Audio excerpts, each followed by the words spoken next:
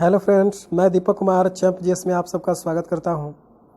आज मैं करंट के सीरीज को आगे बढ़ाते हुए पार्ट 5 आपके सामने लेकर के आए हैं, जिसमें 10 महत्वपूर्ण प्रश्नों को डिटेल से देखेंगे। और यह अब अल्टरनेट करंट अफेयर आपके सामने देखने के मिलेंगे। और इस प्रकार है, इसमें पहला क्वेश्चन है कि 65वें फिल्म फेयर अवार्ड 2020 में बेस्ट अभिनेता का अवार्ड किन्हें दिया गया। 65वें फिल्म फेयर अवार्ड 2020 में बेस्ट अभिनेता का अवार्ड किन्हें दिया गया। ठीक है दोस्तों, तो ये 65वें फिल्म फेयर अवार्ड जो दिया गया, इसमें बेस्ट हीरो का अवार्ड रणबीर सिंह को दिया गया। किन्हें दिया गया? इसका राइट आंसर होगा रणबीर सिंह। ठीक है, और हाल ही में जो 2020 में 92वां ऑस्कर पुरस्कार जो दिया गया है, 92वां ऑस्कर पुरस्कार, उसमें हीरो है फोनिक्स को दिया गया है। और फिल्म है पैरासाइट, इसे भी आप याद रखेंगे। 92वां ऑस्कर पुरस्कार जीतने वाला फिल्म कौन है? तो पैरासाइट। ठीक है, और 65वां फिल्म फेयर अवार्ड में बेस्ट डायरेक्टर का अवार्ड मिला है जोया अख्तर को। ठीक है, चलिए क्वेश्चन नंबर 2 है कि मानव विकास सूचकांक में भारत का स्थान क्या है। मानव विकास सूचकांक, देखिए दोस्तों, मानव विकास सूचकांक जो पूरे विश्व स्तर पर यूएनडीपी द्वारा जारी किया जाता है, यूएनडीपी के द्वारा जारी किया जाता है। राष्ट्र शिक्षा, जीवन, आय को मिलाकर के मानव विकास सूचकांक तैयार किया जाता है, जिसमें भारत का स्थान 129 है। 129 है भारत का स्थान। देखिए दोस्तों, सबसे पहली बार मानव विकास सूचकांक 1990 में जारी किया गया था, है ना। अब भारत में मानव विकास सूचकांक सबसे पहले 2002 में जारी किया गया था। जो भारत का जो मानव विकास सूचकांक होता है, पर्सनली भारत का। ठीक है, तो इसमें भारत का स्थान 129 है। अगर पूछा जाए कि मानव विकास सूचकांक जारी करने वाला भारत का पहला राज्य कौन है, तो एमपी। इसे भी आप याद रखेंगे। क्वेश्चन नंबर 3 है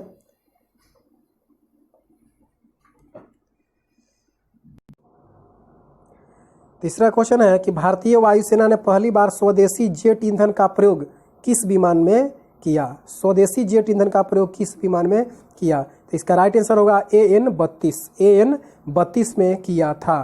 क्वेश्चन नंबर 4 है कि भारत के 14वें नियंत्रक और महालेखा परीक्षक कौन है। 14वें नियंत्रक और महालेखा परीक्षक कौन है? तो सबसे पहले आंसर से पहले हम लोग जानेंगे कि जो नियंत्रक महालेखा परीक्षक है ना, ये क्या करता है? जो पैसा होता है, संचित निधि जो भी होता है ना, तो उस पर नियंत्रण करता है। नियंत्रण महालेखा परीक्षक, है ना, वित्तीय लेन देन का नियंत्रण करता है। कौन? नियंत्रक और महालेखा परीक्षक। इसका वर्णन संविधान के अनुच्छेद 148 में है। इसे भी आप याद रखेंगे। ठीक है, और जो इसके अध्यक्ष होते हैं, इसके जो अध्यक्ष होते हैं, इसका काल होता है 6 वर्ष या 65 साल, माने जो पहले पूरा हो जाए। ठीक है, तो भारत के 14वें नियंत्रक एवं महालेखा परीक्षक कौन बने हाल ही में? तो गिरीश चंद्र मुर्मू। ये पहले कौन थे? गिरीश चंद्र मुर्मू जम्मू कश्मीर के उपराज्यपाल थे। जम्मू कश्मीर के यानी कि उपराज्यपाल थे गिरीश चंद्र मुर्मू। ठीक है, चलिए क्वेश्चन नंबर 5 है कि स्टोरी सो फार पुस्तक के लेखक कौन है। स्टोरी सो फार पुस्तक के लेखक कौन है? तो इसका राइट आंसर होगा संदीप मिश्रा। स्टोरी सो फार पुस्तक के लेखक है संदीप मिश्रा। ठीक है, क्वेश्चन नंबर 6 है कि 2019 का साहित्य अकादमी पुरस्कार हिंदी के क्षेत्र में किन्हें दिया गया। देखिए दोस्तों, प्रतिवर्ष जो होता है 24 व्यक्तियों को साहित्य अकादमी के द्वारा पुरस्कार दिया जाता है। 24 व्यक्तियों को प्रति वर्ष, जिसमें हिंदी और इंग्लिश काफ़ी इम्पोर्टेंट होता है, जो आने वाले एग्जाम के लिए, है ना। मैंने बहुत सारे एग्जाम में हिंदी और इंग्लिश में जो पुरस्कार दिए जाते हैं, पूछे जाते हैं। तो कह रहा है 2019 का साहित्य अकादमी पुरस्कार हिंदी के क्षेत्र में किन्हें दिया गया। इसका राइट आंसर होगा नंद किशोर आचार्य। अगर पूछा जाए इंग्लिश के क्षेत्र में, तो इसका राइट आंसर होगा शशि थरूर। इसे भी आप याद रखेंगे। क्वेश्चन नंबर 7 है कि हाल ही में आरबीआई ने किस बैंक को लघु वित्त बैंक का दर्जा दिया। हाल ही में आरबीआई ने किस बैंक को लघु वित्त बैंक का दर्जा दिया? इसका राइट आंसर होगा शहरी सहकारी बैंक, इसे आप याद रखेंगे, शहरी सरकारी बैंक। आरबीआई के बारे में जानते हैं, आरबीआई की स्थापना कब हुई थी? आरबीआई की स्थापना 1935 ईस्वी में हुई थी। 1935 ईस्वी में किसके सिफारिश पर? हिल्टन आयोग की सिफारिश पर आरबीआई की स्थापना 1935 में की गई थी। इसका राष्ट्रीयकरण कब हुआ था? 1949 में, है ना। आरबीआई के प्रथम गवर्नर कौन थे? तो इसके प्रथम गवर्नर थे ओस्मार स्मिथ, है ना। और प्रथम भारतीय गवर्नर कौन थे? तो इसका प्रथम भारतीय गवर्नर थे सीडी देशमुख, इसे भी आपको याद रखना है।